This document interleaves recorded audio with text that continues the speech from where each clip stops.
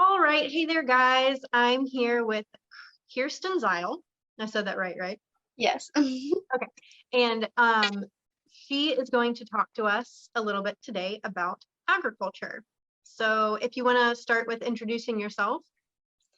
All right. I'm Kiersten Zile, and I don't know if you want me to tell a little bit about myself or not. Oh, yeah, that's fine. Okay, so I am Kiersten Zile, and I'm actually a blogger, and I teach about, well, first of all, I'm married to my husband, Logan, and I'm a blogger, and I teach a lot about how farming, food, and health are all interconnected. So that's a little bit of a gist of kind of what I'm about. I'm very much into regenerative agriculture practices. And I previously went to college for an agriculture degree for actual commercial farming. So I understand both sides, commercial and regenerative, pretty well. So that's a little bit about me. Cool. So what is regenerative agriculture? So it is a holistic approach to healing the land and like building soil. So if you notice, a lot of commercial farmers have to spray a lot of fields and things like that to cut down on weeds, and they have to keep adding stuff to their soil to improve it. And regenerative agriculture is like a little bit of a different approach. It's actually the opposite of that. It is letting the land work for itself with a system that you can use like animals and different things to help build your soil, rotation of livestock and different things like that to help build up the soil. Cool.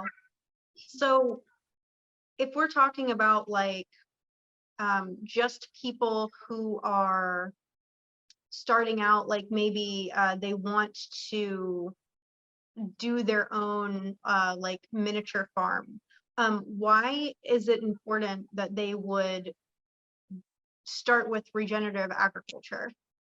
Okay, so with a commercial farm, most of the time these days it's really hard to start a commercial farm. Usually commercial farms are better if it's passed down to you. It's really expensive to start diving into commercial farming. It's pretty expensive for all the chemicals and things, but it's also more so every 20 years it goes from a consumer driven market to a producer driven market, and right now we're in a consumer driven market time where people are wanting more holistic approaches to things like organic, which organic is awesome and everything. There's a lot of regulations and loopholes, so even though that's part of regenerative agriculture, I'm more like community education versus regulation.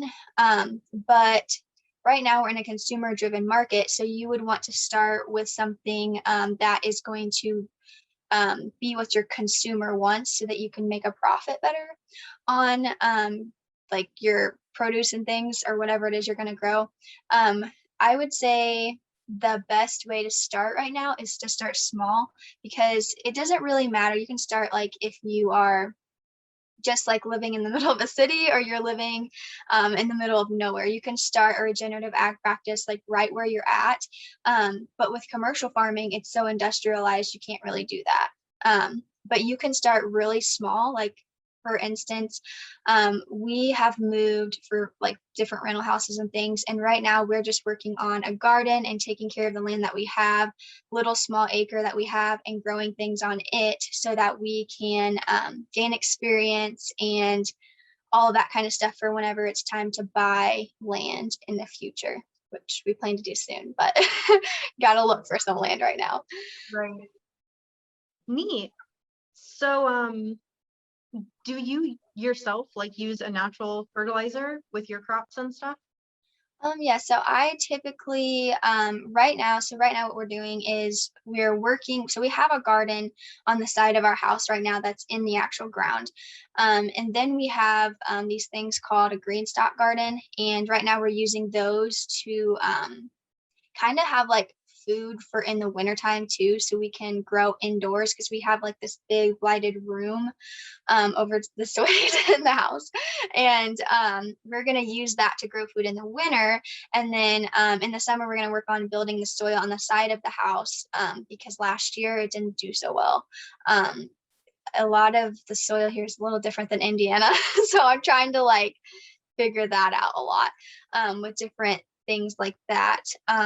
But yeah, so we like to use our little GreenStalk to kind of, I mean, it would help. So like vertical gardening is really awesome for people who don't have a lot of space. So I know in our previous rental houses, we were not able to have a garden outside. So having that has been like a game changer. We have 2 of them and we're going to be growing lots of food in them this summer. Cool. Yeah, I've seen the vertical garden towers, and people say that they work really well, and they're very productive. Yeah, they are. It's the GreenStalk one is a little different though than other vertical gardens. So, I mean, you could, if you're in an apartment, you could easily start with like a bucket with some holes at the bottom of it. But for like beginner gardeners, I would suggest a GreenStalk just because it's so easy. It's like it's almost dummy proof to like grow things in it. We use worm caster that comes with our GreenStalk, which is like liquid gold for the soil. And what that is basically just worm poop, and it really helps build the soil, the microbes in the soil, and it helps your plants grow more nutritious plants by using that.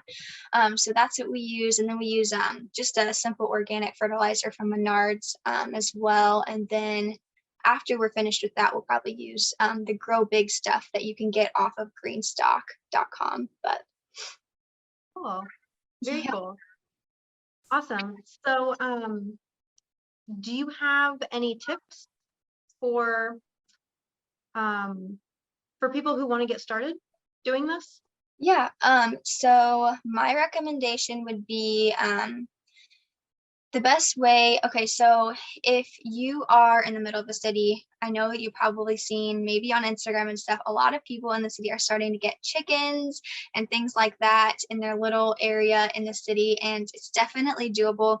Now, I don't know much about HOA and all that stuff. I've never actually lived in one of those, but I can tell you ways to help you get around that with chickens. Making really good relationships with your neighbors. That is one key thing that can help you a lot. And then you can take the chickens, and so you're getting eggs out of that. You can sell eggs. You can use their fertilizer in your garden. You can use it for a compost bin.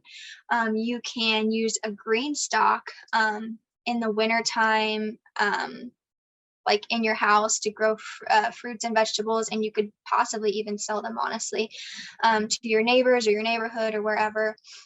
This goes the same for the country, but just people in the city are like, oh, I want to buy land. I like most people think that they need like 10 acres of land to be successful on a homestead. So it's just better to just work with what you have. And those 2 things are huge starters that you can start with. And like for us, we can't really have chickens right now. It's just kind of like we're going to be moving like in the next year. So we haven't even messed with that. But so we just started with a GreenStalk, and that's what we're doing to kind of work with the soil and like learn more holistic approaches so we can teach other people. Neat. So going back to the chicken thing, I know that, so in my county where I live, you can have 6 fowl within the city limits. And I don't know what that's like for the rest of the world, but I know that in my county, you can have 6 fowl in the city limits, which is really cool because currently we don't live in city limits. So we could have even more than that, which is really awesome. But yeah, I think with the chicken thing, I don't know if HOAs would allow you to have them, or you could ask maybe.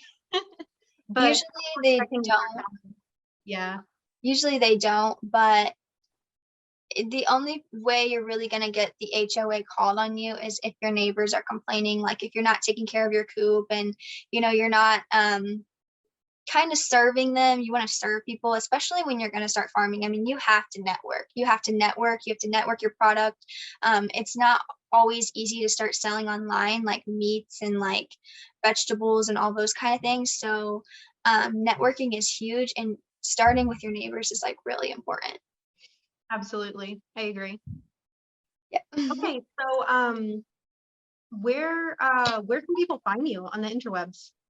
So you can find me on Instagram, Facebook, either one, and then well, Pinterest as well. And then I have a blog called KierstenZile.com. I just realized my name says Swickard on here still. I changed it last time, but it never stayed. But it's Kiersten Zile, Zile, and you can find me on Instagram and different stuff like that. And then also, if you are interested in a GreenStalk, you can also go to their website. So it's like greenstalk.com, and you can get $10 off by just adding Xyle 10 to the checkout.